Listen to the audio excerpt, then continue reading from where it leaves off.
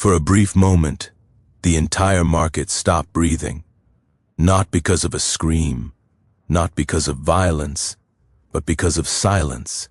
In the suffocating summer heat of Richmond, Virginia, in the year 1855, a young man stepped onto a wooden platform that had seen thousands before him. Men, women, children, broken backs, broken eyes, broken spirits. But this one was different. He stood straight, calm, almost untouchable. People would later struggle to describe exactly what they felt in that moment. Some said it was confusion, others called it fear. A few whispered a word that felt dangerous to say out loud. Royal. He did not beg. He did not lower his eyes. He did not look like someone waiting to be owned. He looked like someone who belonged to another world. For 17 long minutes, no one spoke. The auctioneer cleared his throat, once, then twice. His voice cracked when he tried to speak again. Wealthy men who had purchased human beings without blinking now avoided eye contact with the man on the block. Women in fine dresses gripped their gloves too tightly, as if holding something beautiful too long might burn them. This was not supposed to happen. Slave auctions were fast, efficient, cruel in their simplicity, a body, a price, a transaction. But this moment broke the rules. It broke expectations. It broke something deeper, because beauty, when placed inside chains, makes people uncomfortable. And the man standing there, later recorded only as Josiah, was undeniably beautiful. His skin was unscarred. His posture was perfect. His face held symmetry that painters spent lifetimes chasing. But more unsettling than his appearance was his stillness. He did not fight the gaze of the crowd. He did not perform fear. He simply existed, as if he knew something they did not. Some believed he was mixed blood. Others whispered he was stolen from somewhere far away. A few even wondered if he had once lived free among educated men, among people who knew his name. But no one asked him, because the system did not require answers. It required bids, yet no bids came. Those 17 minutes would become legend, spoken about in low voices, rewritten, shortened, eventually erased, because what happened next did not fit neatly into history books. That day, a man who looked like a prince was sold as property, and nothing about Richmond was the same afterward. This story is not about beauty. It is about what happens when power encounters something it cannot fully control, something it desires but does not understand, something that reminds it of its own ugliness. Before this night is over, families will fall, reputations will rot, records will disappear, and a man whose face haunted an entire city will vanish without a trace. History will try to forget him, but today we remember. If stories like this matter to you, if forgotten history deserves a voice, tap like and subscribe. Because to understand why that silence mattered, you must understand where it happened. Richmond in 1855 was not just a city, it was a machine fueled by money, influence, and suffering. Tobacco warehouses lined the river. Ironworks filled the air with smoke, and hidden behind respectable streets sat Lumpkin's Alley. Locals called it Devil's Half-Acre. This was not a marketplace meant to be seen. It was tucked away deliberately, shielded from polite society. Yet everyone who mattered knew exactly where it was. Politicians, businessmen, church leaders, men who spoke of morality on Sundays and bought human beings on Mondays. The alley smelled of sweat and fear. Wood soaked with years of footsteps, iron rings embedded in brick walls. Every sound echoed longer than it should have. People came here to forget humanity. On most days, the routine was brutal but predictable. Slaves were brought out, inspected, sold, and removed. Faces blurred together. Names replaced by numbers. By afternoon, it was over. But that day, something shifted. When Josiah was led forward, even the guards hesitated.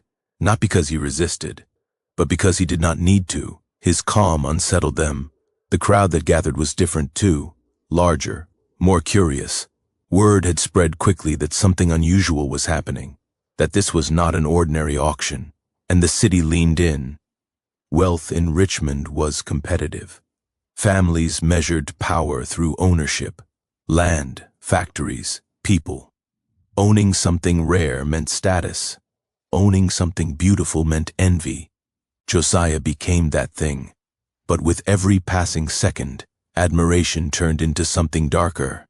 Desire mixed with resentment. People began to feel exposed, as if his presence questioned the moral foundation they stood on. You see, it is easy to dehumanize someone you can look down on. It is much harder when they stand eye to eye with you. The auctioneer finally forced the first bid, low, almost insulting. The crowd exhaled, order restored, or so they thought. Because once the bidding began, it did not behave normally. Prices jumped unpredictably. Men outbid each other not for labor value, but pride. Ownership became personal. Eyes locked across the crowd. Old rivalries resurfaced. This was no longer about buying a slave. It was about winning. And when money mixes with ego, reason disappears. By the time the final price was called, it was far beyond what anyone had planned to spend. The winner's face showed no joy, only tension, as if he had purchased something dangerous. That night Richmond buzzed. Taverns filled with rumors. Some said Josiah was cursed. Others said he was too beautiful to live long. A few claimed misfortune would follow whoever owned him. Fear loves a mystery, and Richmond was about to learn how expensive fear can be. If you're still watching, stay with me, because what happened after the auction is where the real horror begins. Subscribe now so you don't. Ownership was supposed to bring control. Instead, it brought unease. The man who purchased Josiah took him home quietly, under cover of night. No celebration, no witnesses, almost as if the city itself was ashamed of what had happened. Within weeks, whispers began. Small things at first, a sudden illness, a business deal collapsing unexpectedly, a prized horse dying without warning. Coincidences, they said. But coincidences have a way of piling up. People noticed that the households connected to the auction began to change. Arguments became common. Sleep became restless. Servants spoke of strange silences, of Josiah standing motionless for hours, staring at nothing. He rarely spoke, and when he did, his words were measured. Polite, educated, too educated. That frightened them more than anger ever could, because knowledge suggests a past, and a past suggests rights. Soon the rumors turned cruel. Some claimed he practiced witchcraft.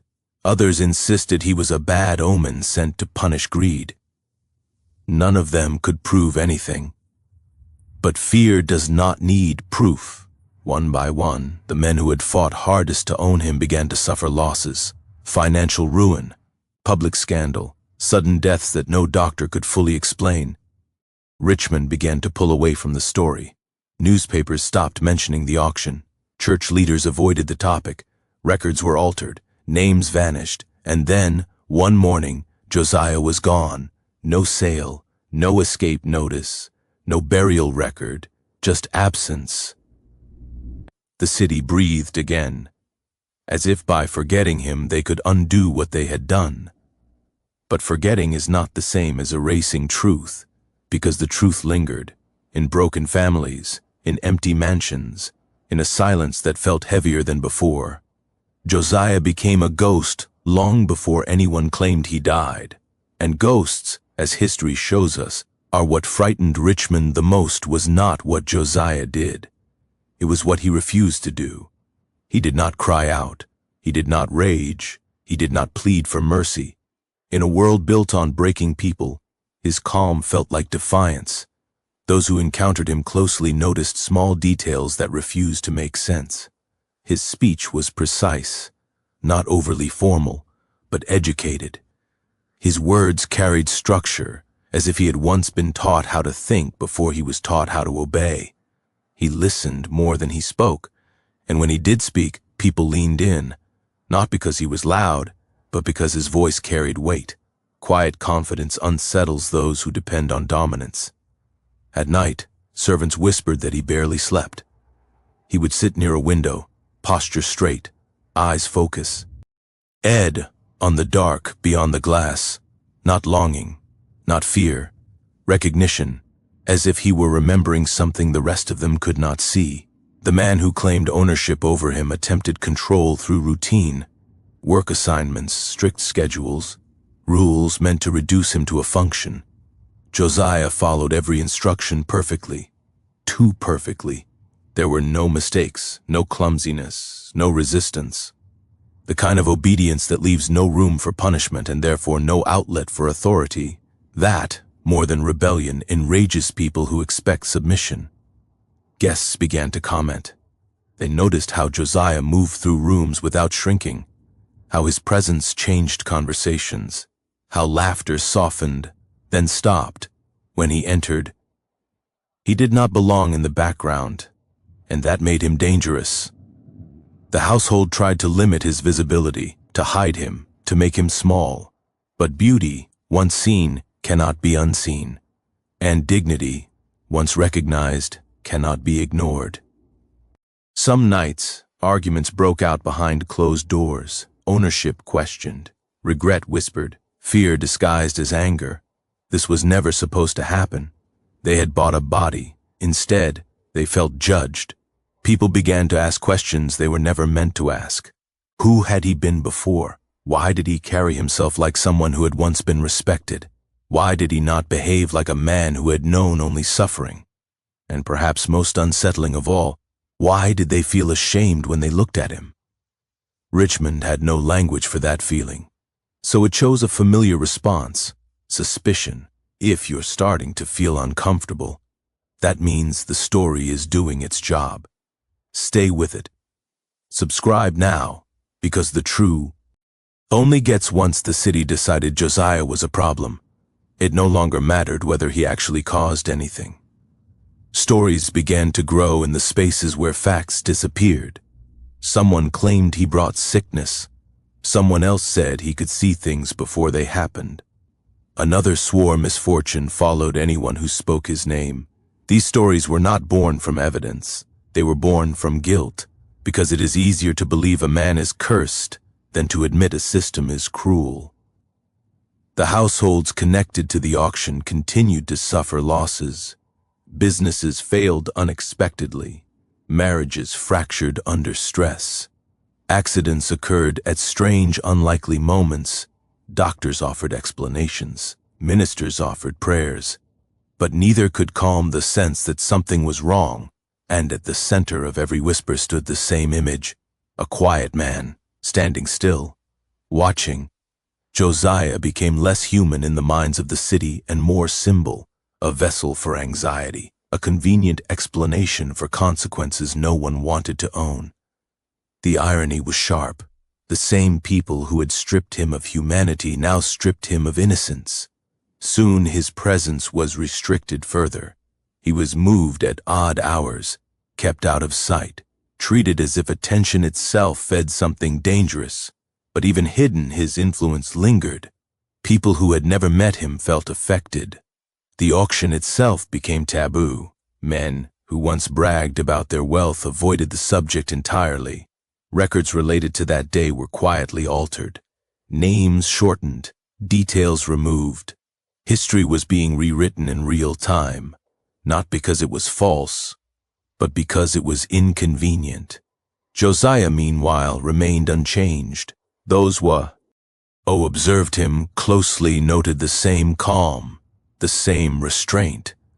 If he noticed the fear around him, he gave no sign. That frightened them more than anger ever could, because fear demands reaction, and he refused to give them one. If you've ever wondered how myths are born, you're watching it happen right now. Like this video and subscribe. The next part reveals what history tried hardest to erase. From here, created by guilt, disappearance was not dramatic. There were no witnesses, no alarms, no official statements. One day, Josiah simply was not there. No record of sale, no punishment logged, no burial noted. In a system obsessed with documentation, absence is not accidental. It is intentional. Richmond moved on quickly, too quickly, as if speed itself could outrun memory. Conversations shifted. New scandals replaced old ones. Attention drifted. But the damage remained. The families most involved never recovered fully. Wealth returned in some cases, status followed. But something was permanently altered. A sense of control had been lost, and it never fully came back. Josiah became a story told carefully, then rarely, then not at all. And that is how history often works, not by denying events happened, but by deciding they no longer matter. There's no confirmed ending to Josiah's life, no proof of escape, no proof of death, only speculation, only silence. And silence, when examined closely, is loud. It tells us who had power. It tells us who was protected. It tells us whose suffering was considered disposable. This story is not unique because of beauty. It is unique because of what beauty exposed. For one brief moment, a system built on dehumanization was forced to confront a man it could not easily reduce. And when it failed, it did what it always does. It erased him. But erasure is never complete. Because as long as stories are told, the truth survives. If you believe forgotten voices deserve to be heard, subscribe, like, and share this story. Because history doesn't disappear on its own. People make it disappear. Miss it is how these stories die. What most people never realize is this. Systems like slavery do not collapse from kindness. They crack when power turns inward. After Josiah vanished, the men who once fought to own him began to fear each other. The auction had exposed something dangerous, not weakness, competition. Every bid placed that day had been public. Every glance exchanged had been noticed. Pride had been wounded in front of witnesses, and pride, when embarrassed, never forgets. Two families in particular carried the deepest resentment. They were old Richmond names, generations of wealth, generations of influence, men who expected obedience, not challenge. Losing that auction had not just cost money, it had cost face. At private dinners, conversations grew sharp. Accusations were disguised as jokes. Compliments carried poison underneath. Every failure, every loss, every sudden misfortune was quietly blamed on the other side. And always, hovering above those conversations, was the same question: what really happened to him? Because no one believed the official silence. Men who spent their lives controlling records knew when records had been manipulated. They could feel it. Something had been buried. The families began investigating each other, hiring people quietly, digging into finances, looking for leverage. What started as curiosity quickly became paranoia. One man's warehouse fire was blamed on sabotage. Another's collapsed deal was seen as betrayal. Trust dissolved, replaced by suspicion so thick it poisoned every interaction. Josiah was gone, but his absence had created a vacuum, and into that vacuum poured fear, ambition, and vengeance. This is how systems rot, not from rebellion at the bottom, but from decay at the top. If you think power always protects itself, wait until you see what happens when power starts to panic. Like and subscribe. The next chapter changes everything.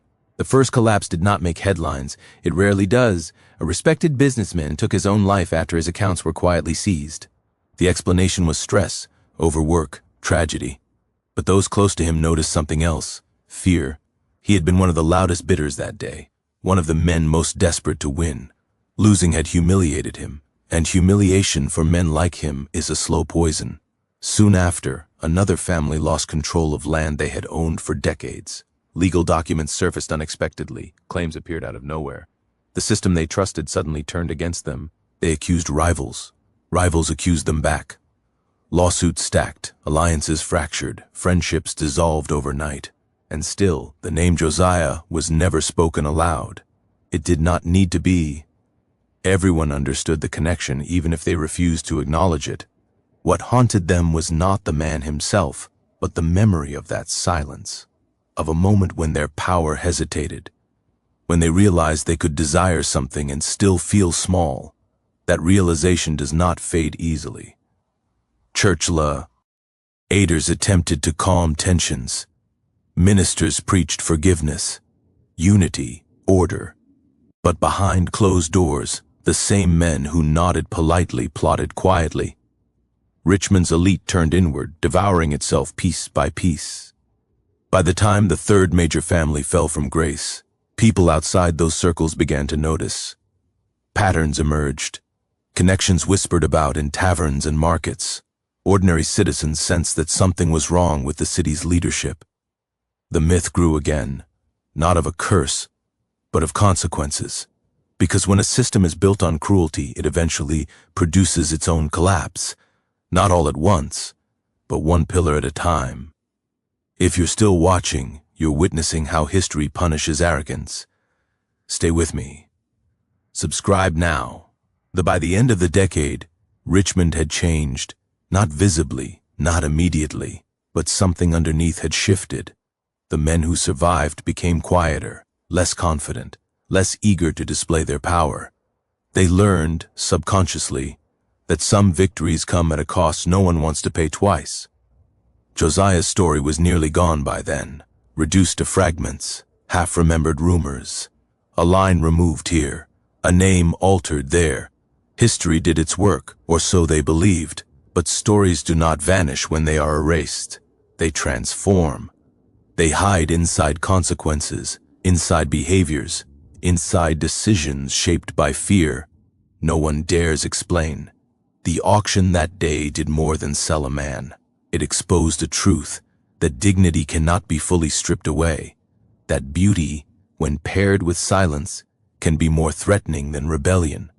That power, when forced to confront its own reflection, often chooses destruction over accountability. Josiah did not lead a revolt. He did not shout. He did not strike back. He simply existed, and that was enough. In a world that demanded submission, his calm became resistance. His presence became accusation.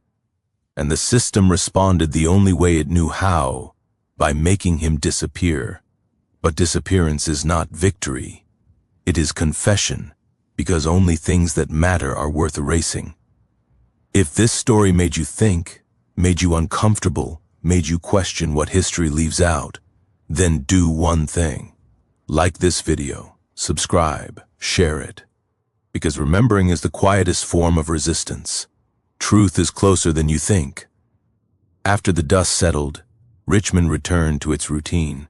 That, more than anything else, was the most unsettling part. Ships still moved along the river. Warehouses still opened each morning. Church bells still rang on Sundays. On the surface, life continued exactly as it always had. But underneath, something had changed. People were more careful with their words.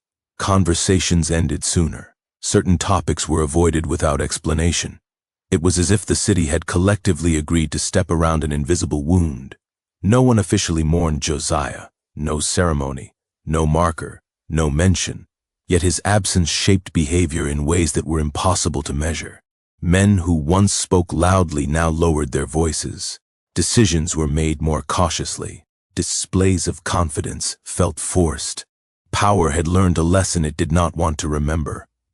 You see, systems like this depend on certainty, on the belief that control is absolute, that outcomes are predictable. Josiah shattered that illusion without lifting a hand. He showed them that even when everything is taken from a person, something remains, something that cannot be cataloged, priced, or owned. And that realization lingered.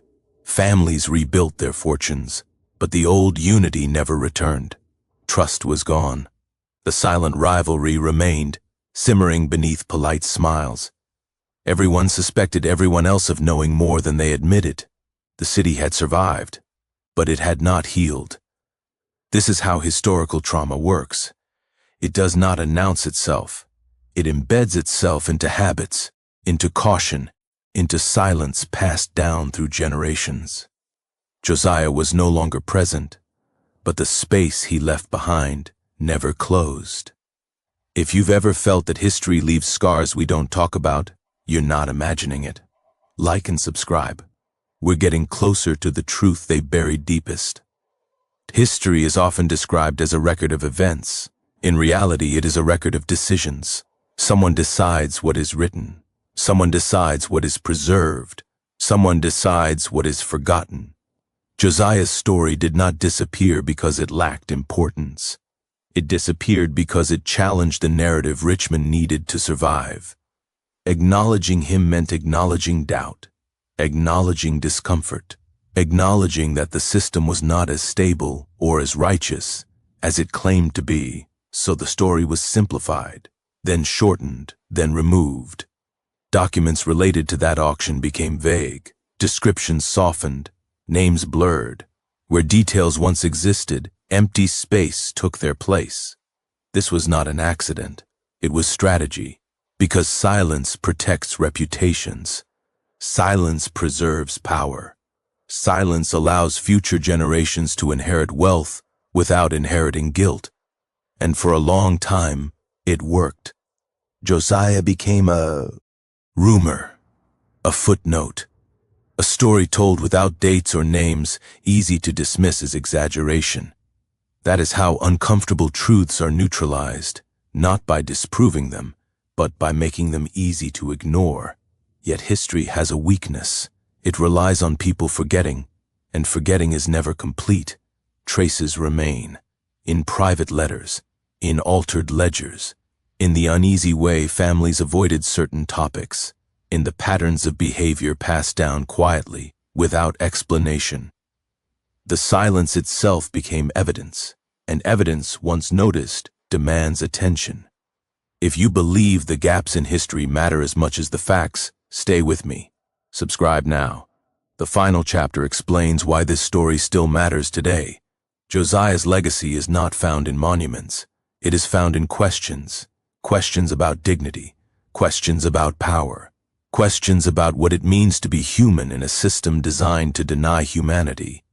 He left no recorded speeches, no written testimony, no descendants we can confirm. And yet, his presence rippled outward in ways that cannot be erased. For one brief moment, a man who was meant to be invisible became unforgettable, not because he fought back, but because he reminded people of something they were trying to forget, that humanity does not require permission.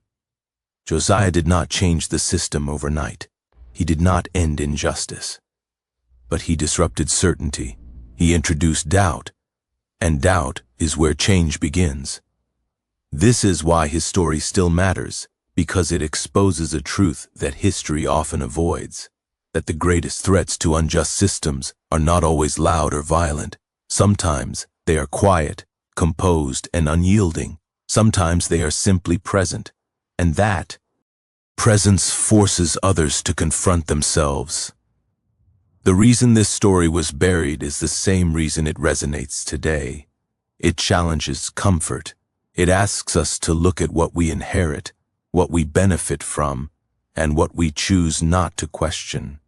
Josiah was erased because remembering him required accountability, and accountability is expensive. So let this story stand where silence once lived, not as entertainment alone, but as remembrance. If you believe stories like this deserve space, do one thing before you go. Like this video, subscribe to the channel, share it with someone who cares about truth, because history only stays buried when we stop digging.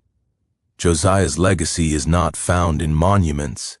It is found in questions, questions about dignity, questions about power, questions about what it means to be human in a system designed to deny humanity. He left no recorded speeches, no written testimony, no descendants we can confirm, and yet, his presence rippled outward in ways that cannot be erased. For one brief moment, a man who was meant to be invisible became unforgettable, not because he fought back, but because he reminded people of something they were trying to forget. that humanity does not require permission. Josiah did not change the system overnight. He did not end injustice, but he disrupted certainty.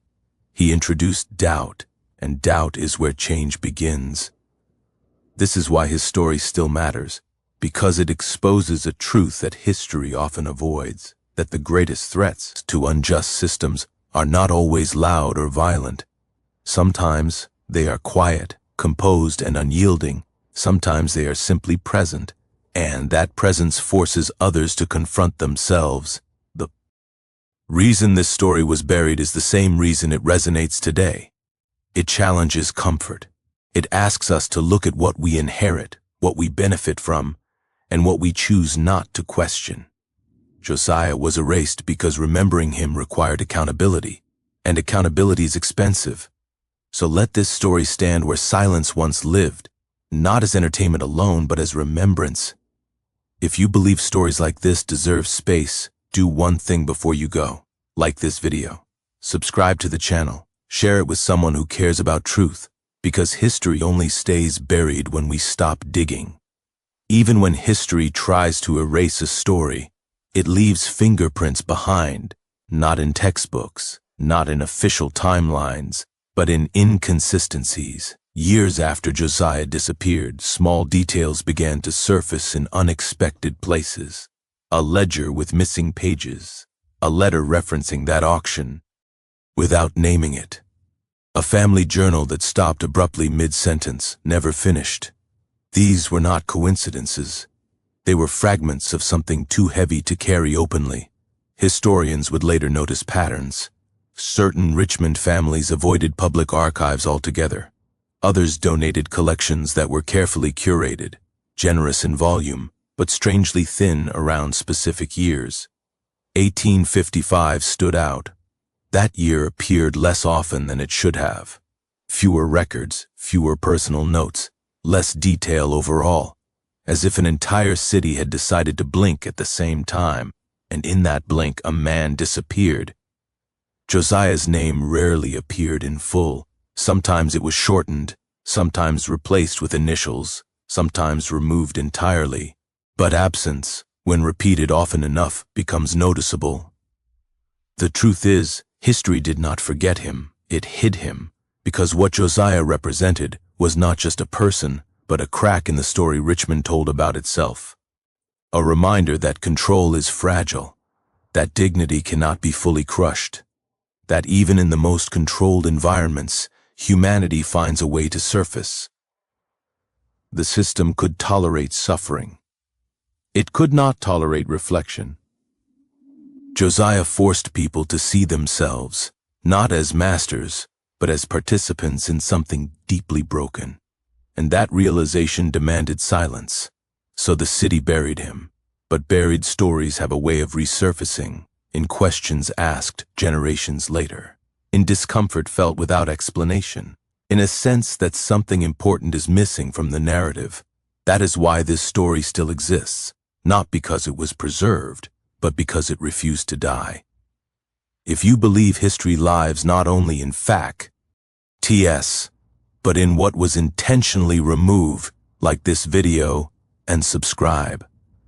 The final chapters reveal why remembering matters more than ever. For years, people misunderstood the story. They focused on beauty, they focused on mystery, they focused on the silence. But none of that was the real horror. The real horror was how normal everything else was. The auction continued after Josiah. The system continued. Life moved forward. And that is the most uncomfortable truth of all. Because it means the problem was never one man, or one auction, or one city. It was a structure so normalized that even moments of disruption were absorbed and forgotten. Josiah did not haunt Richmond because he was extraordinary. He haunted it because he was human. A human placed into a system designed to deny humanity, who refused to behave as expected, who did not collapse, who did not beg, who did not perform weakness. That refusal exposed the lie at the center of the system, that power is natural, that hierarchy is justified, that ownership can be moral, it cannot. And when that truth appeared even briefly, The system reacted the only way it knew how, by erasing the evidence. Josiah was not dangerous because of what he did. He was dangerous because of what he revealed, that people participating in cruelty still wanted to believe they were good. And he stood there calm and composed, challenging that belief without a single word. The horror was not the silence. The horror was what the silence meant. That entire communities can agree not to look. That comfort can override conscience. That forgetting can feel like relief. And that is why stories like this matter. Not to reopen wounds, but to understand how they formed. Not to assign guilt, but to recognize patterns that repeat when left unexamined. Josiah's story is not about the past alone. It is a warning. If you're still here, you understand that the scariest truths are often the quietest ones. Subscribe. There is no ending written for Josiah, no final scene, no resolution, no confirmation of what became of him. And that in itself is the ending, because history does not always provide closure. Sometimes it provides responsibility. Responsibility to remember, responsibility to question, responsibility to notice who is missing from the story. Josiah's life reminds us that systems can take everything except presence, that dignity does not require permission, that silence when chosen can speak louder than resistance. He did not leave behind words.